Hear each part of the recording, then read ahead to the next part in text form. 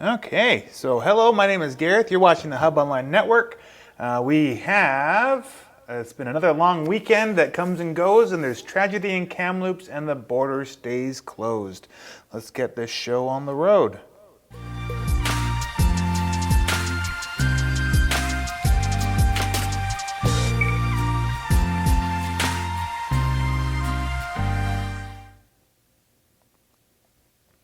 Okay, so just to get us started here, we're going to talk about the numbers. We don't have the new numbers from Bonnie Henry yet, so we're going to listen to her live once she goes live here in just a minute or so. But before we get to that, one thing that is going on is the Cache Creek Village has called us and has explained that they have planned to do a live budget meeting on June 1st. That was planned last week. We were in talks about how we were going to do that, but they have now been told that they have to have an adopted budget by the end of this Thursday. So on Thursday of this week, we're going to be going live from the Cache Creek Village office at 7 p.m. and the councillors will be taking questions. I will be moderating those questions, and you can either email in advance at hon@ashcrofthub.com. You can email them to the village office in Cache Creek itself, and or during the live stream, you can also comment on the video, and I will be able to read the questions and comments that you send in. And we'll also have a phone line open for people to call in and ask questions to the councillors and mayor specifically. And so that's going to be happening this Thursday at 7 p.m. Virtually, as they're still under COVID COVID restrictions. So keep that in mind. Please send in your emails in advance so we can get as many questions as possible. This is going to be a revolving document, so they do have to adopt it this week, but that doesn't mean things can't change in the future. So please make sure to have your say by Thursday. Now, that being said, next week we're going to be doing something similar with our local Member of Parliament, Brad Viss. He has reached out to us and has expressed interest in doing a live stream with us next week. So he is asking for questions also in advance. We're going to be doing that live, but we're not going to be taking questions over the phone. So he's asking for questions in advance. So if you would like to do that, we're not sure exactly which day and what time yet we're going to do this, but we'll know on Friday when I do my live show on Friday for sure. So again, email in your questions to hon@ashcrofthub.com, and we will pass those questions along to Brad Viss, and he has a bunch of questions that he wants to answer already, so that's great. And so Bonnie Henry's going live now, so I'm just going to catch everybody up. On Saturday, we had 21 new cases and 1 new death. On Sunday, we had 8 new cases, and Monday we had 8 new cases. And between those 2 days, there was 2 new deaths as well. COVID's still going on. We need to keep our social distance going. And in just a second here, I'm going to turn on the volume on the Bonnie Henry update. And then we'll open up the phones for people to call in if you are interested in calling in today. And Martin Leffel, the Chief Medical Health Officer, Dr. Martin Leffel. Well, also tomorrow, the Minister of Education, Rob Fleming, will be joined by BC School Trustees Association President Stephanie Higginson to have a town hall. All of those town halls are at 7:15. Tomorrow, there won't be any briefing in person tomorrow. There'll be a written briefing tomorrow at 3 o'clock with tomorrow's case numbers, and Dr. Henry and I will be returning here on Thursday at 3 o'clock. And with that, I'm happy to introduce Dr. Bonnie Henry. But before I do that, I just want to note that we're here on the traditional territory of the Lekwungen-speaking people of the Sanghees and the Esquimalt First Nations. Dr. Henry. Thank you and good afternoon. I'm happy to report today that we have 2 new cases of COVID-19 who have tested positive here in the province in the last day, bringing our total to 2,446 people in British Columbia who have tested positive. That includes 883 people in the Vancouver Coastal Health Region, 1,196 people who reside in the Fraser Health Region, 126 people in the Vancouver Island Health Region, 181 in the Interior Health Region, and 60 people in the Northern Health Region. We continue, as people are aware, to have active outbreaks in our healthcare system, including 14 in long-term care or assisted living and 5 that are ongoing in our acute care system. There are no new outbreaks, and we have only 1 additional case in those outbreaks, bringing our total to 326 residents who have been affected and 203 staff. As well, we have no new community outbreaks to report, and the ones that we have been following continue. We have right now 325 active cases around the province, and of those 45 people are hospitalized, including 12 who are in critical care or ICU. On a sad note, we have 3 additional people who have died from COVID-19 in the past day, bringing our total number of people who have died to 146. So that includes 1 in Vancouver Coastal Health and 2 people in Fraser Health, all of whom were people in our long-term care system. And our condolences go to their families and to their loved ones and to their care providers. So that is the update from Dr. Bonnie Henry and Adrian Dix. So if you want to continue watching that, please watch it after my show, but that is on Facebook or Twitter or YouTube. Okay, so what we got going on today is the border. So Canada and the U.S. have agreed to extend their agreement to keep the border closed to non-essential travel until June 21st during the coronavirus pandemic. Canadian Prime Minister Justin Trudeau said today that the border is a source of vulnerability, so the agreement will be extended by another 30 days. The restrictions were announced on March 18th and were extended in April. Trudeau said Canada's provincial leaders clearly wanted to continue the measures. The order to keep the border closed ends scheduled to be ending this week. So that if you were planning on going to the States, unfortunately, you will not be able to do so until possibly the end of June. And if you have anything that you would like to say, you can give me a call at 778-694-4662. Raven, if you're watching, this is a good time to call in, and I'll be taking anybody's call right now. So we do have a letter from School District 74.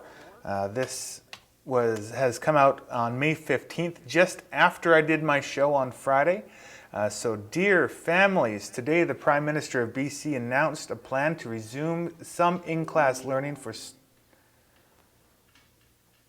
Hang on, I have a message from... Gareth, hopefully... I have a message from Raven, so hopefully you can still get Facebook messages during live. My Mac is stuck on an update still and I can't get out, as I was trying to free up some hard drive space earlier today, so it doesn't look like I'll be able to connect to Zoom. Am I still clear to call in this afternoon? Yes, please call in. Sorry, everybody watching. Let's get back to the letter. Today, the Premier of BC announced a plan to resume some in-class learning for students starting June 1st.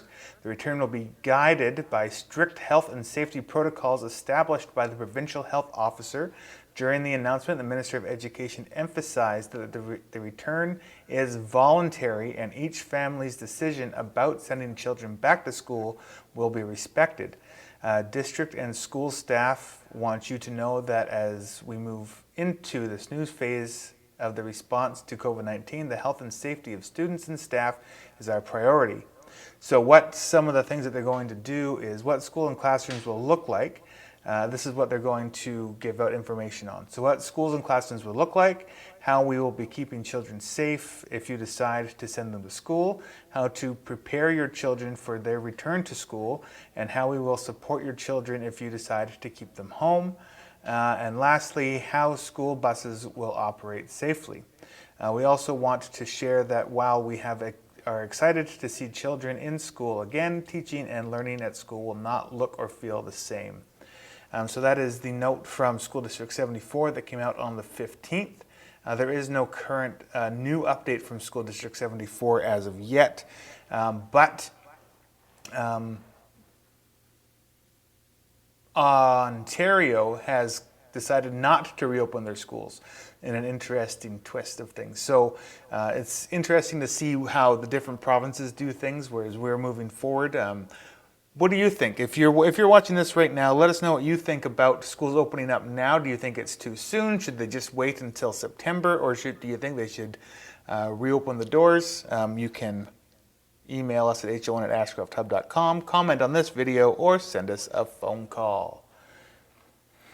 So now we have some tragedy that we are going to talk about, and of course this is about the Canadian Forces Snowbirds plane that crashed in Kamloops. We were all pretty awestruck by this in my household, my wife in particular. So I'm just going to read an article that was put out by the Ashcroft-Cache Creek Journal and was written by Katya Slepian. I hope I'm saying that correctly.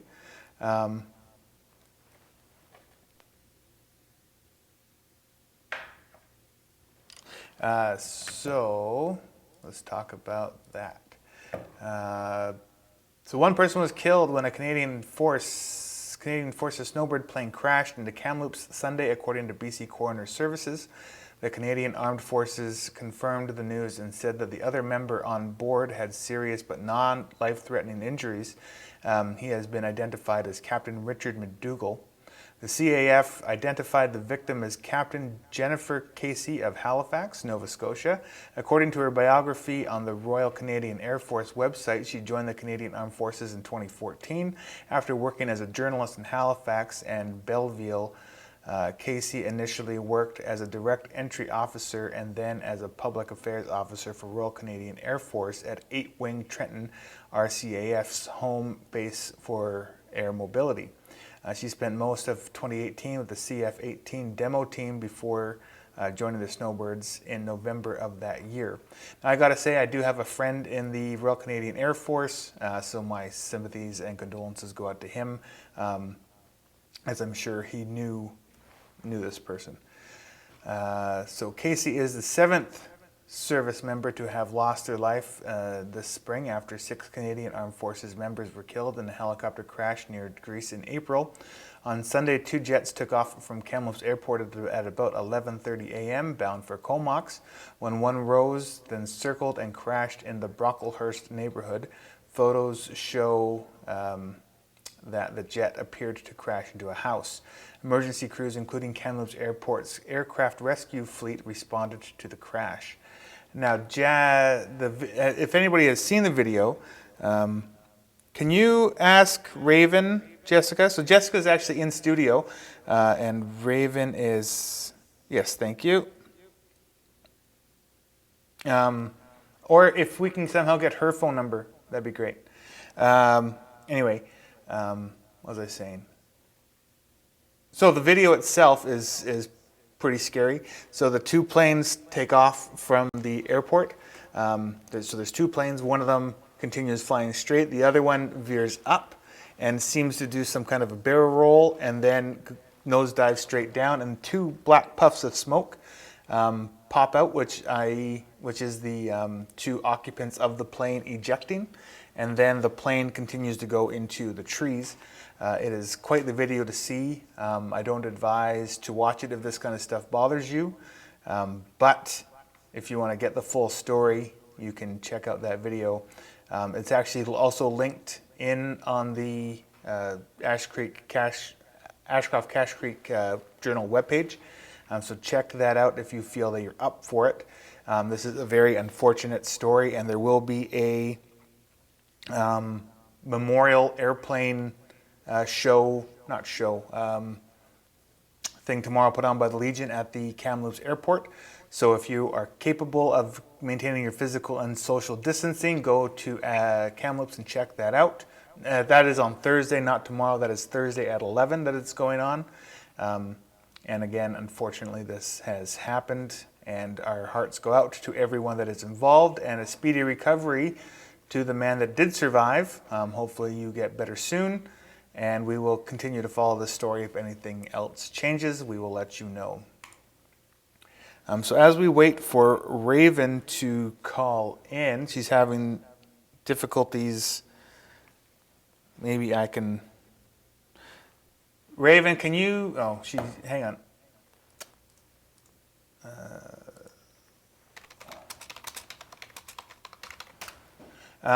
So then moving on to continue talking about that though, Jackie Taggart. So the last thing on Jackie Taggart's Twitter page, she says personally, she is so sad, hashtag snowbirds. And then she is retweeting, of course, and commenting on the video that was taken about the planes taking off. So that is all just, again, thank you, Jackie, for sharing that. From Twitter, from our MP, Brad Viss, according to the Parliamentary Budget Officer, the Liberal government doesn't have an overall economic plan. We need our Parliament to resume. Too much is at stake. This quote is attached to a video clip that MP Brad Viss has shared from CTV News. It is an interview with a man named Yves Siro, who is a parliamentary finance officer who seems critical about the overall plan or lack thereof. Where was I? The interview goes on to say that there must be people working on it, but that they have not provided any updates on this matter, which is worrying. So now we're going to give Raven a call. Please follow Jackie and Brad on Twitter or Facebook and stay up to date with your local politicians. Hello, is that Gareth? It is Gareth. Hi Raven, how you doing? Wow, it's a miracle. I don't know what's going on today. How are you doing? Oh, I'm all right. Good. Well, I left you a message. Yeah, I see that. Well, I don't, I didn't see the phone ring, and I wasn't on the phone. Yeah, what's strange is because I was watching you on silent just because my laptop is, I don't know what it's doing, but let's say it's just buggered up. Yeah. And so I was watching you on silent and trying to call, and I could see that you weren't trying to answer or anything, but the phone was ringing and going to voicemail. It went 3 times, so the third time I left a message just to prove that I'm not crazy. I don't think that I have any weird settings on. No, my airplane mode is off, everything. Anyway, so that's weird. Okay. Well. Anyway, I am glad. Was that Jessica handing you the phone? Yes. Thank you, Jessica. Jessica is now in studio. We're easing off our COVID-19 restrictions here. Yes. Just a little bit. I did miss a little bit of, just because I was going on and off the mute there, trying to get connected to you. Right. But I heard you talk a little bit about the snowbirds and some easing of restrictions as well. Did you touch on much else today? I just did the numbers. We have some live events coming up that I talked about, and then I talked about snowbirds. So no, nothing beyond that. Okay, but that's lots, definitely. There's been a lot going on lately, that's for sure. It was a busy, long weekend, I dare say. It was. Did you find that the area itself was busy? I know you have to travel often for medical appointments. Well, on Friday I went down to the coast, and on my way home I passed, I want to say, about 200 campers. Wow. Just on Friday midday. Like I was home by 1:30. So it was a pretty busy highway coming home from the coast. And then over the course of the weekend, all we heard behind our house on the highway was just cars going back and forth.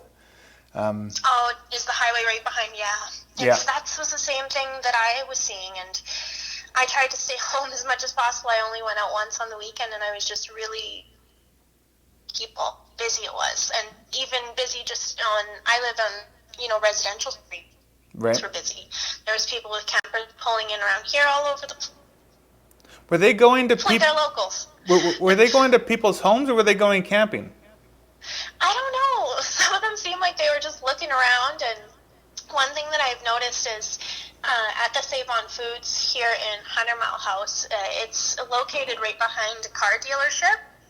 And so there's a lot of space in addition to the empty sort of parking lot that's behind the Save-On. Right. And some other grocery vehicles load there. So I've noticed that a lot of trailers and RVs will end up staying there, and they'll be parked there for a couple days. And I hadn't seen it yet, but I did see that this weekend, which was kind of surprising. But maybe the police went and talked to them. Maybe they were just stopping for a few minutes. I can't really judge. You never really know everyone's story, right? Well, my understanding is that like ma and pa campsites are open, but if it's anything provincially run, then it's closed. So people are there's still places to go camping if you were so inclined to do it. Yes. But the amount of people that were out, I was surprised by the just sheer volume of people. Yeah, I have to agree. There was definitely just a lot of people out in general, and it was busy at the grocery store and busy at the gas station. So I was as quick as possible in terms of getting what I needed. What will be interesting is right now we're sitting at over the last 3 days we've only had 18 new cases, but like today we only had 2. But after this long weekend, it'll be interesting to see if the numbers start to creep up.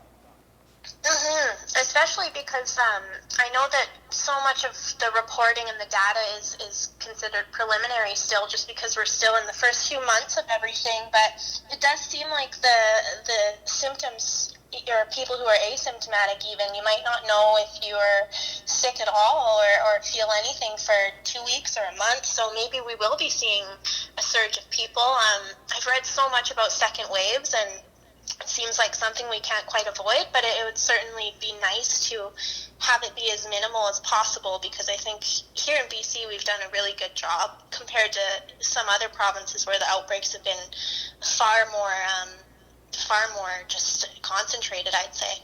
Oh, for sure. Yeah, definitely. We've been pretty lucky. Oh, well, yeah. Maybe lucky's the wrong word. I keep saying that I don't want this to get any worse, but at the same time, as a journalist, you almost you don't want it to get worse. But it'd be interesting if it did. Yeah, right? It's definitely interesting. Yeah. But what I'm interested in is already things that we're going to be just learning from it, and what we might take away, and what changes we might be seeing. Just not just on a personal level, but in terms of business and how we spend our free time. And we've talked about that before, but I think there's going to be a lot of change around the corner. Right? Yeah, that's for sure. It's already a kind of a new world out there. But what else you got going on in 100 Mile? Well, it is, you know what, it was so rainy for a few days. It was starting to get a tiny bit gloomy around here.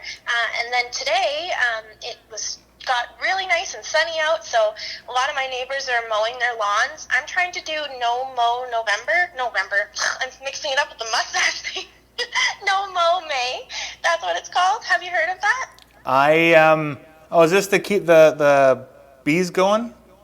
Yes, to keep the bees going. Yes, exactly. But I have heard of that, I think it's actually even more than the bees. I think it applies to all sorts of insects and things that are generally good for our yard. This is something I used to participate in just because I was a little lazy about mowing the lawn, but now I have even more reason to let the dandelions try to grow up and things like that. So I'm doing that because the weather's gotten good and the flooding seems to be chilling out a little bit here. I don't want to say preemptively that it's over, just because the park here, Centennial Park, is still closed. And it is still pretty high.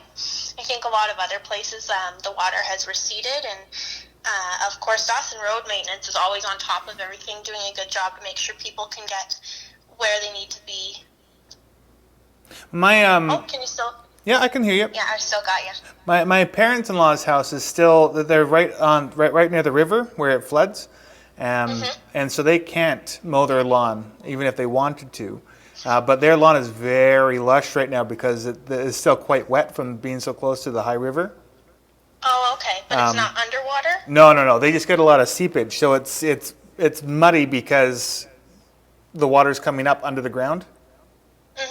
Yeah, it's surprising how rapidly everything changes around here. Like, it was not long ago that we had snow, and now everything is greened up just after a few days of rain so rapidly.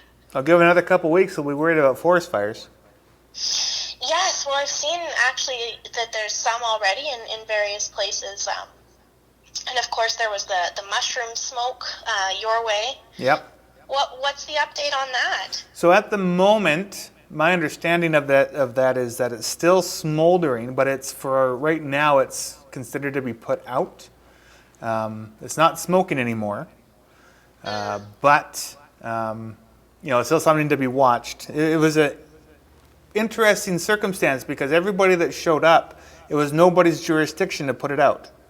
That's I recall you saying, which is kind of tough. And I guess that probably happens more often than we'd think in these rural areas where they kind of fall into that divide. Just certain sweet spots that nobody, even though it's 5 minutes outside of Cache Creek, nobody could go and put it out, except for unless they got, which they end up getting environmental people involved. And that was really the clincher. A big push by Jackie Taggart and Barbara Roden to manage that. So thank you to them for going out of their way to do that. But yeah, right now it's put out. Good. Well, that's great. Good to hear. Yeah, it always seems that it's around this time of year, as you said, that wildfires start to kind of tick up in number, and so it's definitely a good reminder for everybody to be vigilant and do your yard cleanup and make sure you can get rid of as much brush as possible. That's another good thing to do now that I know in Ashcroft you guys are a little bit ahead of us in terms of getting rid of the snow and everything like that, but around here now that it's really gotten rid of the snow and no more ice on the lakes and everything, I've been seeing everybody haul out all their garbage to the road, and we actually have the district pick it up here. And is that still the same in Ashcroft, that the cleanup the yard waste and things like that can be put on the sidewalk and picked up by the district workers? I actually don't know. I think there's only, everybody gets one bin that can be picked up, because we have these garbage trucks that scoop up the cans. So I'm not aware of people being able to put their compost on the side of the road as well. But you can, not the compost, but just like leaf litter and that sort of thing. Yeah, but you can take those up to the transfer station, yes, which is the local landfill.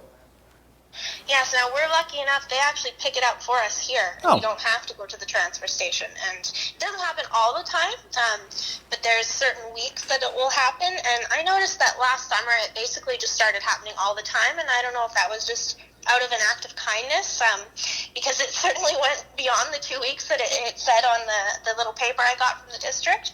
But it was nice to have, just because there's so many trees around here, and I don't know if you have willows. I have willows in my backyard, and whenever a windstorm comes in, they usually lose branches, and those are always kind of a fire hazard. On our property at the Sage and Sands Mobile Home Park, we have a few willow trees. So yeah, we know I know all too well about how willows break apart. Yes. Desert Hills certainly has some beautiful willow trees. Have you had a chance to get out to Desert Hills this season yet? I've been there a couple of times, picking up several. How has that been? Each time has been pretty nice for me. We haven't gone on the weekends, so it's pretty quiet when I go during the day.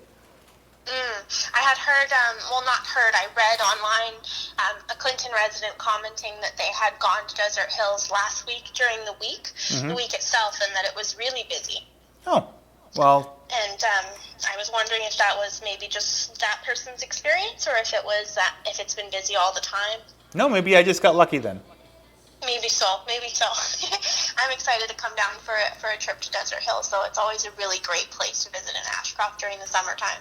I know a lot of their amenities are closed down for COVID, but you are still able to walk around and pick all the plants you want. So. That's good. Yes, it's not just curbside pickup. Jessica is saying that Ashcroft has already had their big garbage pickup. Oh, okay, yeah. So it's probably over now then. That's good.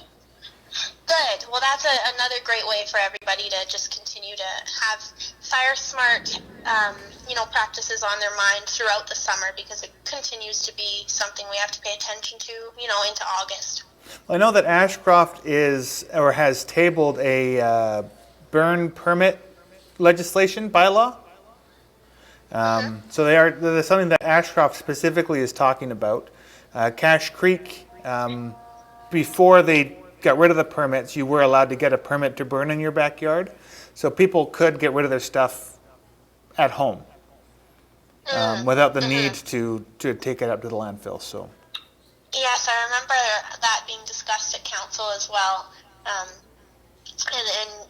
Councillor Anstad actually had a really great presentation on some of the background of that and how it used to be and how it might be suitable to bring that back in the future. Yeah, right. But of course, it's not really the best time to it's kind of like we all had these plans, and council had plans, and each municipality had plans, and then COVID was like, haha, your plans, not so much. So now all the plans are up in the air, and everyone's kind of having to adjust and readjust and reprioritize, especially. Yeah, it's interesting how everything sort of flipped on a dime on March 15th, eh? Yeah, definitely. It's been a weird 2020. There's been lots of good things, but there's been lots of adversity as well, and especially with, I was saying to a friend recently, I've been really feeling for Nova Scotia. It just seems completely unfair that all these tragic things keep affecting that province. And it'd be nice if they could get a break. Right? I mean, Yeah. you would think that all these, that there'd be pilots from other provinces as well, but It seems like that's a Nova bad Scotia joke. has a I'm very lot of- sorry. That's a bad joke. That is a bad joke, but they have a lot of brave folk, I They think do. is what you're getting at. Yeah. There's a lot of service members, too, just coming from Nova Scotia, and impressive young people I noticed. That struck me, that a lot of young folks and people who had a lot to give have been kind of lost their lives in the last few months, and it's, in addition to COVID-19, it makes you really want to hug your loved ones, and it's hard to do that right now for everybody, but it makes you want to tell everyone that you care about them, that's for sure. Well, the sad thing about the snowbird is that they're out there trying to boost people's spirits about COVID-19, and then this happened. Yeah. So. Yeah, that was really, it was really striking and not a nice thing at all. But it has been nice, however, just to see the way that, once again, Canadians just band together to show their support and kind of grieve alongside the family. Yeah, right. Have you seen the drum circles that have been going on at the? I have. Yeah, that's cool. Yeah, and I have a Facebook friend who is at the memorial today. She was there yesterday, and I thought maybe when I was scrolling through before you went live there on the timeline that her post had just come up again, but it turns out she was there again today. Oh, yeah. And lots of people are there again today, laying flowers and words of support for the family and for the lady who lost her life, and for the man, of course, who's recovering. I'm not sure the extent of his injuries, but of course we can't forget to keep him in mind too. No, apparently he's going to make it. But yeah, he's still in. He's still in the hospital for sure for a while. But what was I What's going your to opinion on the investigation there? I've heard that it may take up to a year to find out what happened, which seems striking when up to a year is such a long time. But I suppose there's so much to it. Well, I haven't spent too much time looking at the investigation side of it, other than the fact that it happened. But that might be something I'll look up for Friday's show. Yeah, definitely check it out. It's kind of interesting. It's well, so far what I've heard is just a lot of questioning about the age of the aircrafts themselves and the seating and things like that. Right. Yeah, so it's interesting to just learn more about how we can prevent that from happening in the future, of course. Oh, for sure. Well, I don't want to say anything until I know more about it. Yeah, definitely. But yeah, what else is happening in 100 Mile and Clinton? Well, there's a bunch of wine ninjas and friendly fairies and whiskey warriors running around. Did you hear about that? I saw you post a picture about someone dropping some things off at your place. Yeah, so it happened to me. I was hit by the wine fairy. That's what they're called here in 100 Mile. Okay. So what it is it's sort of a general idea. I can't give any one person credit because I don't think anyone knows who started it. But it seems that it started here either in BC or in Alberta. I first heard about it when I was invited by a friend to a group called Wine Fairies of 100 Mile. And when I got to the group, I found out that it's sort of like a Secret Santa idea, where you are supposed to drop your information, and someone will surprise you at your doorstep, not by actually visiting you, but by leaving a present there. And the present usually has something alcoholic, which is why it's called Wine Fairies or Wine Ninjas. But the thing is, this whole idea of leaving a present for a stranger or a friend, or someone new, whatever, the whole idea is really more about making connection and just making someone else feel special. So it's transformed into more than just dropping wine at someone's door. A lot of people are dropping things for children, and they're dropping homemade goods, and they're dropping things that are nothing to do with alcohol. So it's become more of just a giving chain, and it's really, really nice to see. Is this a pay it forward thing? So you would get a gift and then you send a gift to somebody else, or?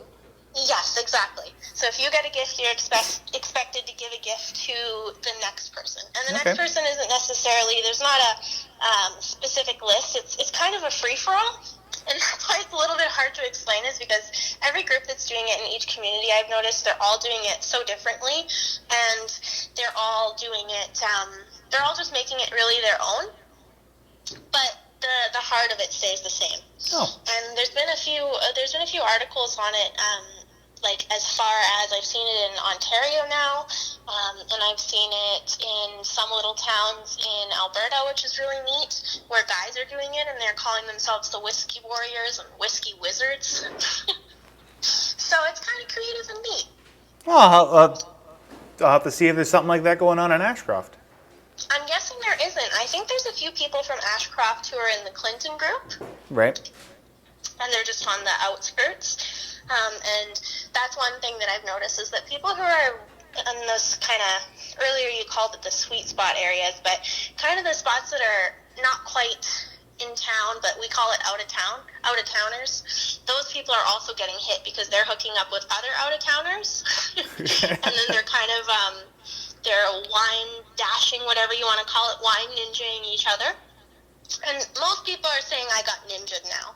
Right. So if you hear I got ninja'd, that's what it's about. Oh, well, that sounds like a lot of fun. Yeah, you could even take it up on yourself to get it going in Ashcroft. I'll see what I can do. The Honline Ninja. That would be really cool.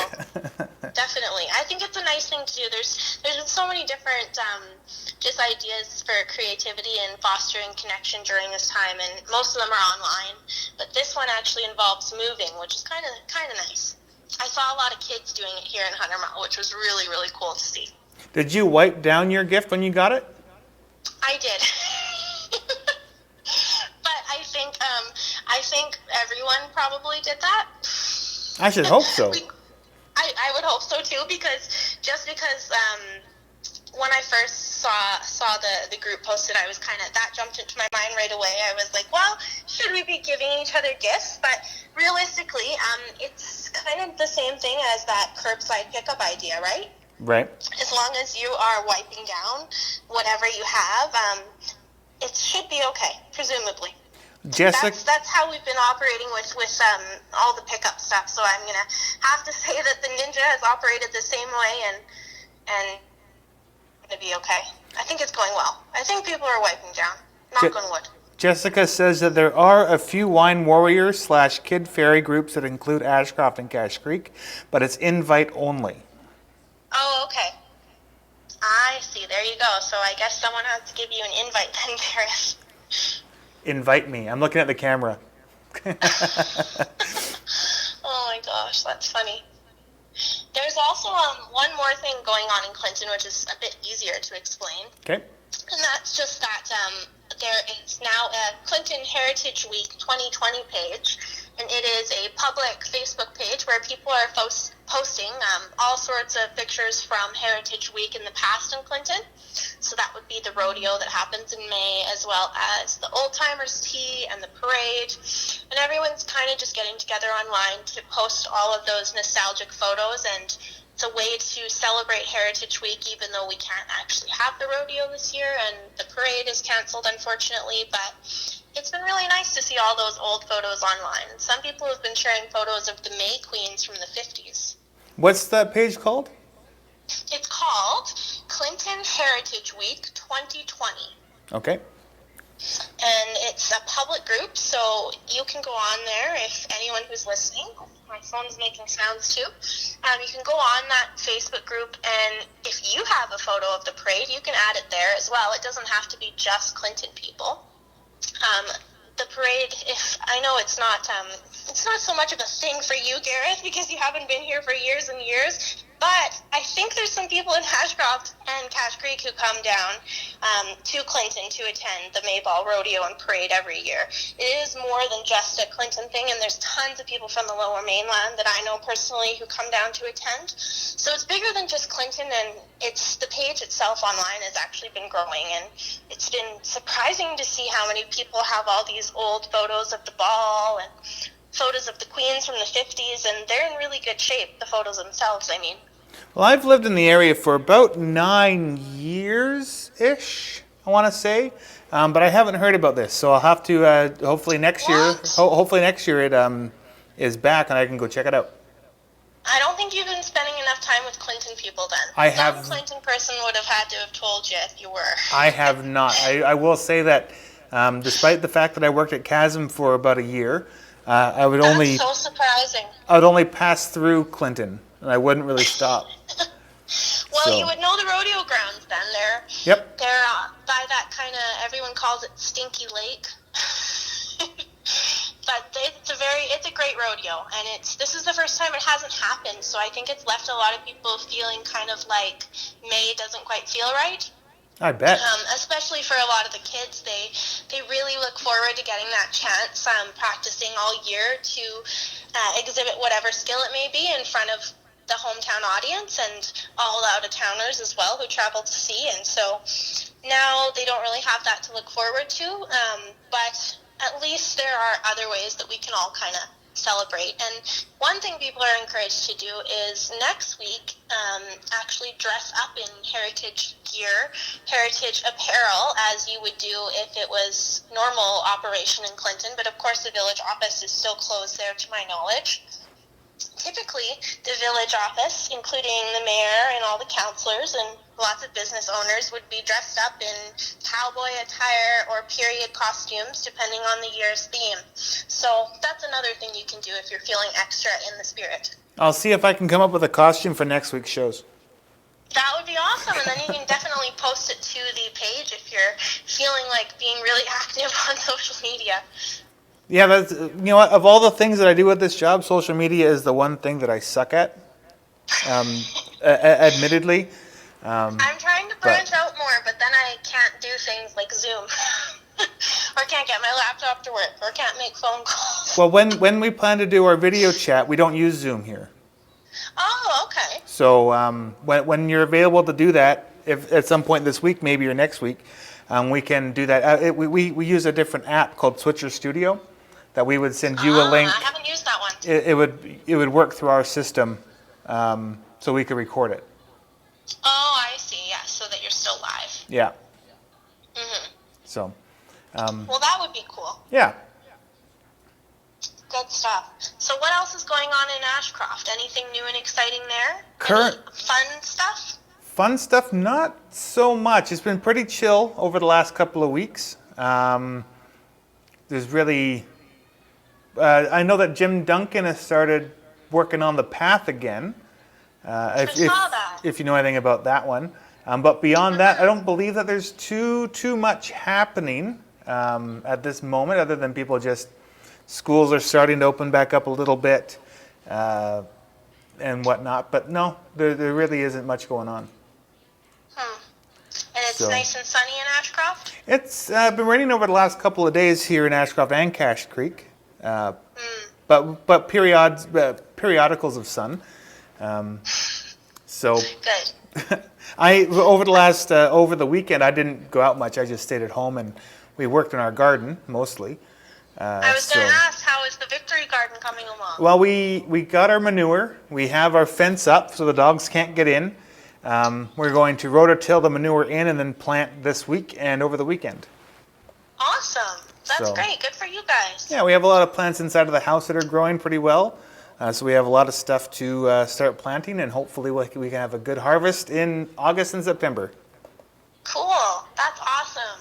That's so exciting. It's always so fun to see things grow, even when they're inside, and then especially once you're transplanting outside and it gets so sunny. Ashcroft grows way better than here, and I'm always jealous. I hate to say it, but things grow so much faster there. It's really incredible. I've read before that there's something magical in the soil. We were lucky. The place that we have our garden is in the place that my wife's grandfather had his, and so it's very nice soil that we're tilling up.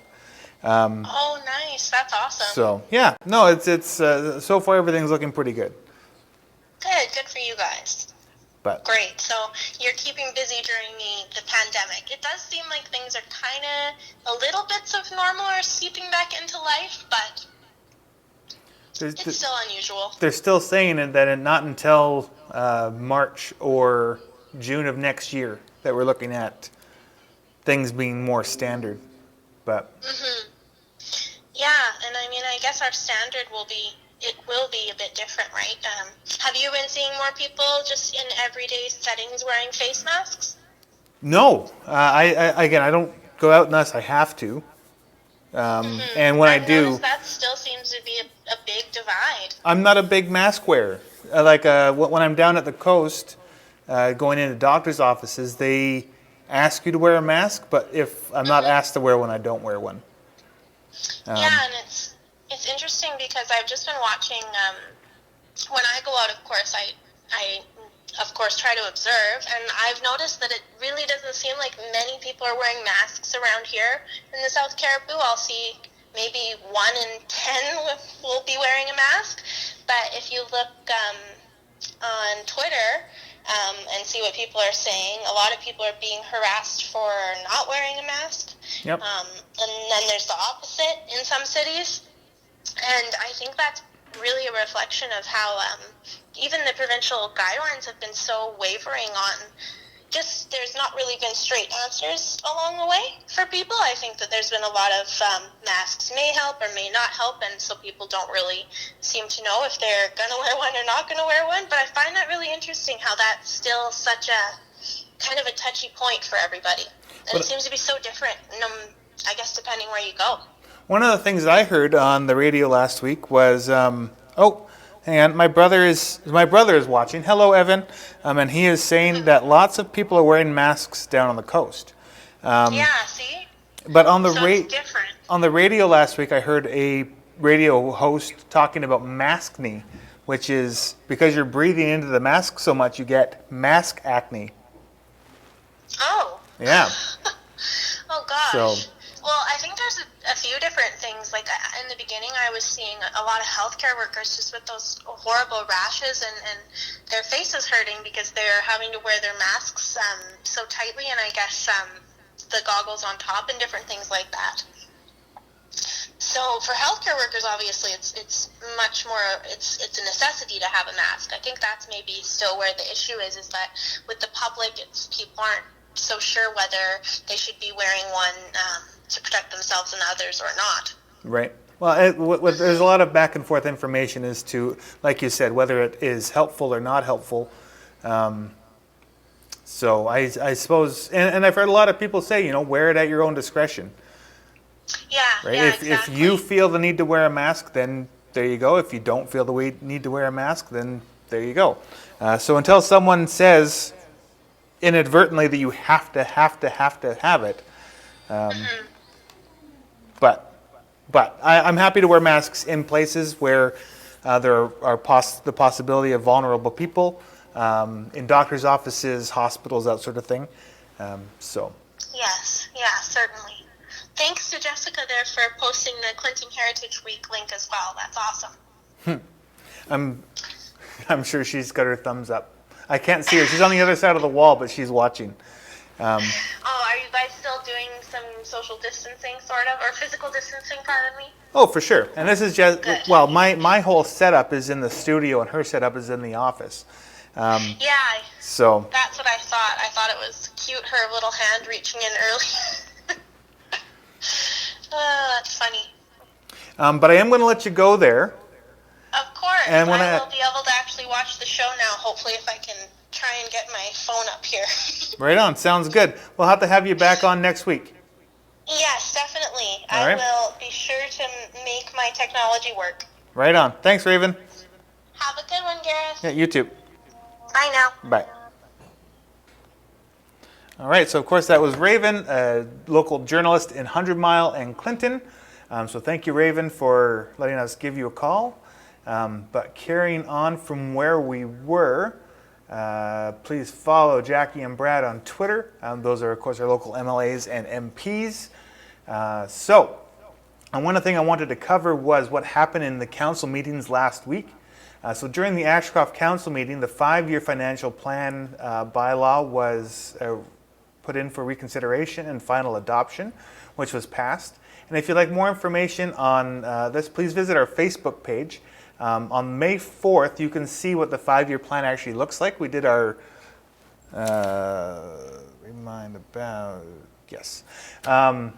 you can see what the Ashcroft 5-year plan is. We did a live stream when they go over what that plan is. So now it has been adopted and passed by the council. The skateboard park has been extended for the next 5 years. And in lieu of payment, it was adopted that the village now extends its snow removal for the alleyway between the skate park and the Legion. The council approved that, so that will be good moving forward. The NDIT, or the Northern Development, I had the acronym and I forgot the acronym. So NDIT Regional Business Liaison Program, the recommendation was that council approve staff to collaborate with regional neighbors, community futures, and DMOs to submit an application for NDIT's Regional Business Liaison Funding Program to support small and medium business sustainability and recovery. That was passed. They also covered and approved the new respectful workplace and harassment policy updates. And of course, you can watch all of those meetings on our YouTube channel. Moving on to Cache Creek. With no delegations, the council moved on to committee reports. So Economic Development had no meeting and no report, but Councillor Coomer brought up re-entry programs and spoke about how the village should be looking at how the village is going to reopen amid COVID-19. The Policy and Bylaw Review had no meeting, no report. Public Works and Community Facilities had no meeting, no report, but CAO Dalston spoke up about the village's free cleanup day and when they should be doing it, but they don't have a day set aside for that yet. Village Services and Liaison had no meeting, no report. Budget and Administrative Services actually wasn't brought up at all during this meeting.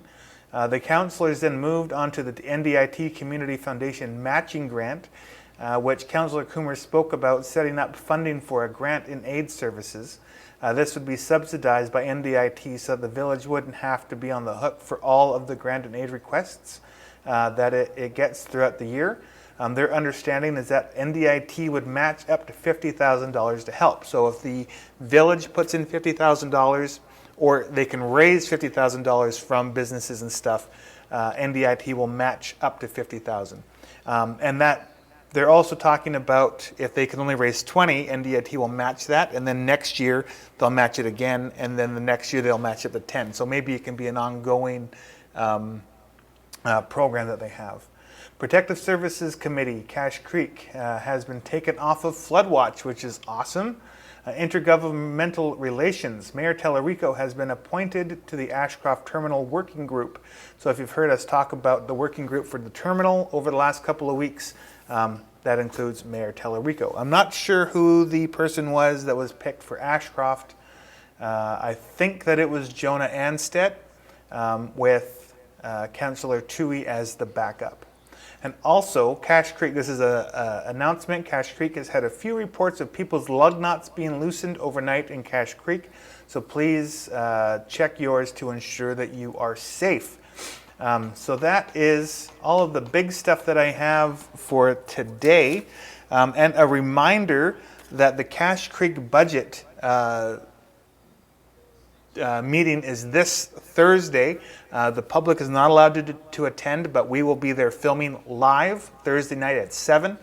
We are asking that you send in your questions to hon@ashcrofthub.com so that we can get the questions in.